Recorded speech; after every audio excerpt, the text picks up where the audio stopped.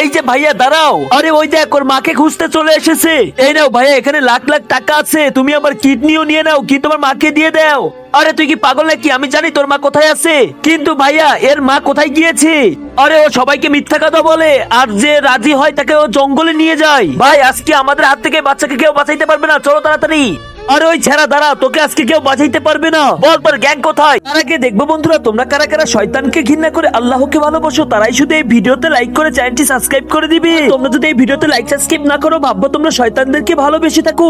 ভাই আমার কোনো গ্যাং নাই, আমার মাকে খুঁজতে এসেছিলাম, তুই আমাদেরকে পাগল বানাচ্ছিস। ভাই আগে তোমরা আমার কথা তো শুনবে। একটা রুটি আছে, এটা আমার ছেলেকে খাইতে দিব। এই নাও বাবা, তুমি এই রুটি খেয়ে নাও। সরাও, আমি এই রুটি খাবো না। আর কান খুলে শুনে রাখো, আমাকে 5 লাখ টাকা দিবে।